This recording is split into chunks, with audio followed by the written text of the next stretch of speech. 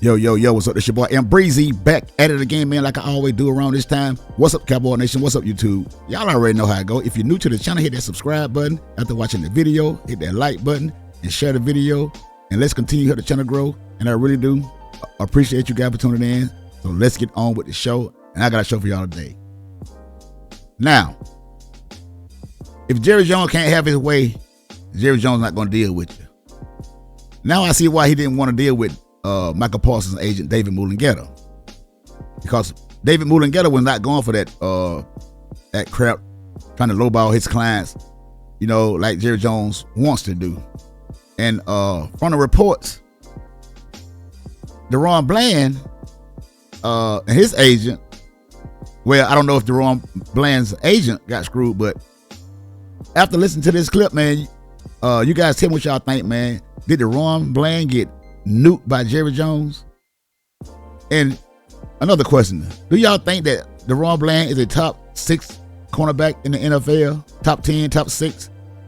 Because if he is, according to a lot of you guys, because you guys are glad that this deal got done, and if Daron Bland believes that he's one of the top 6, top 7, 8 best cornerbacks in the NFL, why did he take this deal?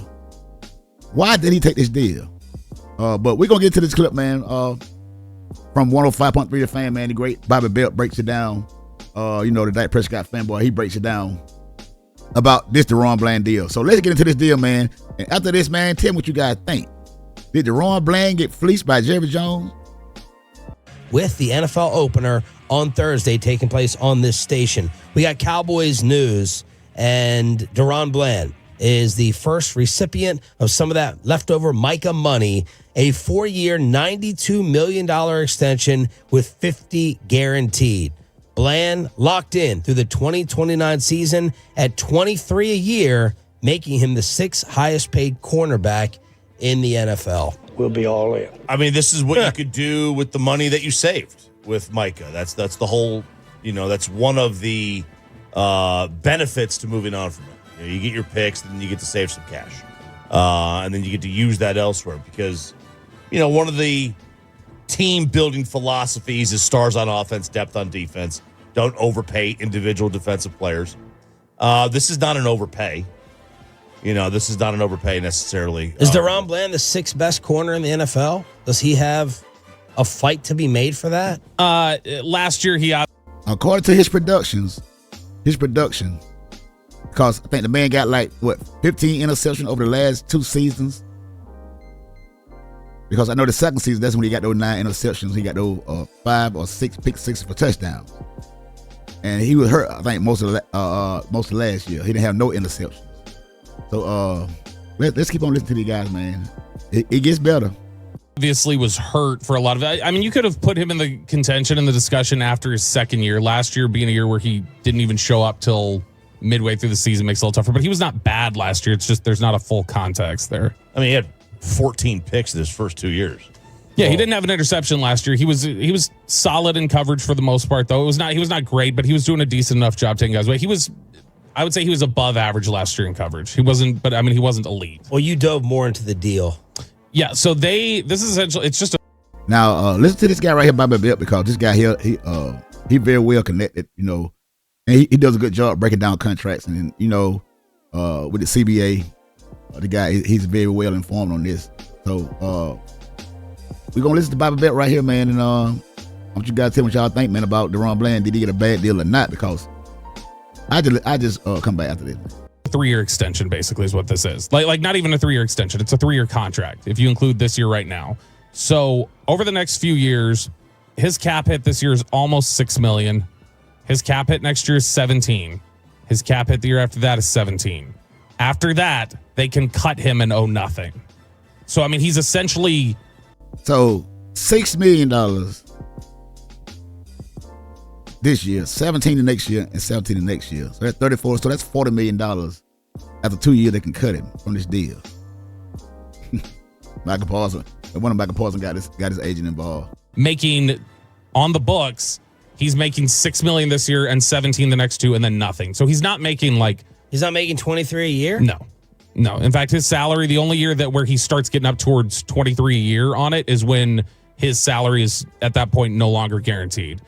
So one of the top 6 best cornerbacks in the NFL, according to some. You mean to tell me that this guy is not even making $23 million a year? He's not even making $20 million a year. And after 2 years, they can let him go? And you thought Michael Parsons' agent was going to go for this? No wonder David Mullengetter is number one NFL sports agent in America. Because sound like to me, man, Daron Bland just got fleeced. And he got fleeced real good. See, and this is what Jerry Jones wants. If you don't agree to Jerry Jones' terms, if you don't abide by his rules, Jerry Jones he don't want to do business with you. Because we all know he's a businessman. He always want his way. But this is the guy y'all say Jerry Jones is know the hell he doing. This is essentially structured the same way Amari Cooper's deal was, where it's set up where they could just walk away from Amari after 2-3 years if they wanted to. In fact, they typically, these contracts when they get signed, they have these, you've got guaranteed at signing and then you've got total guaranteed. And the guaranteed at signing means, hey, when you put your pen to paper, this is all you're owed right now. If we cut you tomorrow, we owe you this. Total guaranteed is like, there's trigger dates along the way of, oh, okay, if you're on the roster the 5th day of the league year next spring, then your salary for the next year guarantees. Well, that's typically how those triggers are built into contracts, is a year in advance. So you're hey, keep that in mind now. Keep what he just said in mind. I'm gonna show you a clip from what Michael Parsons' agent had to say, David Mullengetter, about the same thing. Really forced to choose, hey, do I want to lock in and guarantee to pay this a year out?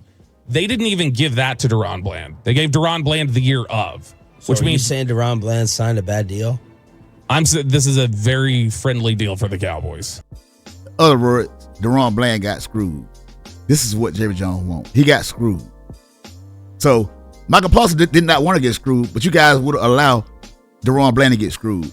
Man, you guys, I mean, some of these fans, man, y'all never seem to amaze me, man. Some of y'all fans, y'all never seem to amaze me. Oh. The Cowboys, essentially, if they wanted to walk away from it next year, after next year, they could owe nothing. Because the only other trigger date in his contract is the 5th day of the league year in 27. So we're talking about they basically can walk away from this free and clear definitely after 3 years, as early as 2 if they want. But Daron's So y'all mean to tell me Daron Bland don't have confidence in himself? Or is it Jerry Jones and Daron Bland agent? Are they working deals behind this man back? Because something strange. If this guy had 14 interceptions his first 2 years, and he got hurt. I know he came back. I guess like half of the season last year, and he was kind of pretty much, he was getting beat. He was looking kind of bad, but you could say it was kind of some kind of rustiness to that. But man, this don't make no sense, man. And y'all guys, but y'all all right with this though. But y'all, when Michael Parsons and his agent was not gonna let Jerry Jones fleece them, y'all got a problem with it, man. Y'all need to stop. not taking a loss in terms of the money per. Because in my mind, I'm like, they're not walking away from him after 2 years. So maybe he gets hurt or something. But Daron Bland is here to stay. They're weak in the corner room moving forward. His APY is fine for him. Yeah, but APY is just can be like essentially an accounting number. So like it looks good on the surface. But aside from cutting him early, fine on Daron's side with what he got, what's going in the bank account? Am I? I'm good. No, with it. Daron's side should be fine. No, well, I mean, they're happy with that number. The problem is the guarantees. The guarantees that tells you what you're going to get. Like after that, after you get past the guaranteed money, you generally negotiate a new deal. So either you'll be gone or you'll get a new deal out of it. And if you look at the total guarantee that he had, if you take the either Daron Bland is slow, or his agent took advantage of him, and he don't have confidence in himself. Because this shit ain't adding up. Total guaranteed money that the top 20 corners paid in the NFL have, and you average out the top 20, it's $55 million. So Bland is $5-6 million under what the average top 20 corner is paid in total guaranteed money. The average top 20 cornerbacks, and he's below what these guys are getting. And some of y'all think that he's the top 10, 5, 6, 7, 8. Man, what the hell is going on here? What kind of deal is Jerry Jones doing with these agents that he's in bed with? Boy, this right here is a telling story right here. I'll tell you the worst part of this is the escalators. If he gets 5 interceptions and a playoff berth, he gets $250K. That seems awfully low. So, yeah, he gets 12 interceptions and they'd miss the playoffs. He doesn't get his money. That seems awfully low. Hey, man. Boy, fanboys. Hey, man. If y'all telling me that y'all all right with this, man, I'm about to doubt some of you guys. And y'all is okay with this, but y'all was not okay with Michael Parsons had his agent get involved. Now, what if that was you in your deal? Which side? Who you want? You want Mullen-Getter or you want Daron Bland's agent? Which agent do you guys want? Why would you tie that to the team? Didn't Saquon do that too? Wasn't Saquon's thing was tied to the team? Yeah. RJ Ochoa, pretty amazing the Cowboys were able to go get a deal done with Bland, given that his agent was involved, and we've been led to believe that this is stupid and honestly should be illegal. Yeah, I mean, look, this is a... Now, RJ Ochoa, y'all fanboys, and y'all love RJ Ochoa because y'all have RJ Ochoa on y'all page all the time doing content on him. This is the Dak Prescott fanboy, so y'all got a lot of trust and faith in what RJ Ochoa say. Reality, this one is it's very similar to what they did with Osa in the spring, where they got a deal on Osa compared to what they were getting the rest of the market. This is essentially... Well, David Hellman pointed this out. He goes, it makes me feel like Bland got done because it was team friendly, and the Cowboys are in business for that. Tyler Smith may take a while because Tyler Smith should be very top of the market. You would assume now the agent that he's Cowboys' dealing with philosophy there is if you want to give us a deal, we'll get you done early. Yeah, and I mean the agent that they're dealing with Tyler Smith is one that they've gotten deals from before. It was Tyron Smith's agent who gave him basically a lifetime contract. Hey man. Nah, listen to Michael Parsons' agent, David Mullen-Getter, about this 5th-year option. See, that's why you get your agent involved, because it's a lot of stuff in that contract, a lot of little fine print that some of these guys, these players don't know nothing about, because that's why you hire an agent, because this shit can get real tricky and you can sign your damn life away and you can leave a lot of money on the table.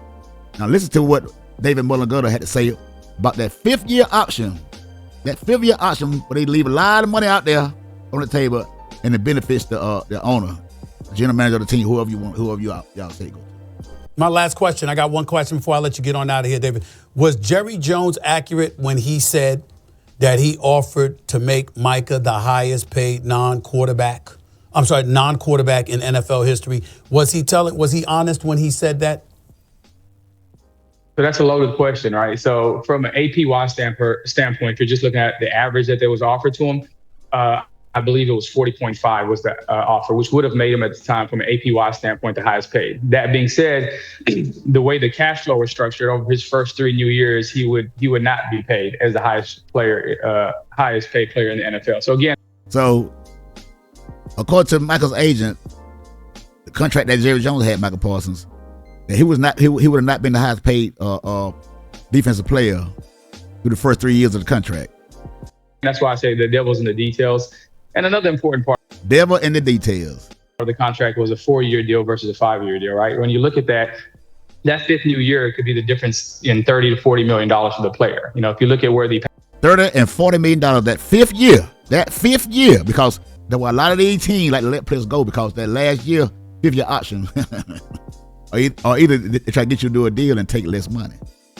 Pass rusher market was a year ago. It was at 35 million or so with Nick Bosa. Now it's at 47 million in 1 year with Micah Parsons. So 4 years from now, what do you think that number is? It's probably closer to $65, $70 million a year. And if we lock in that 5th year currently at $40 million, just that year alone is worth an additional $30 million to Micah, if not more. And that's not even counting the raise that he got for the next 4 years, or the fact that the Packers were good enough to us that they gave us the 5th-year option as a linebacker this year as opposed to a DN. So that's an additional $3 million. So, the difference between those two deals you're looking at could be possibly, $60, $70 million when it's all said and done.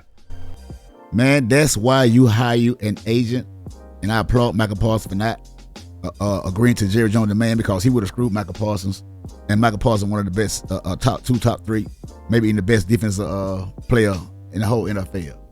So this is why you hire an agent, man. And all you fanboys out there, man, that believe in all this bull crap that these guys putting out here because they're in their feelings, man, because Michael Parsons gone, man.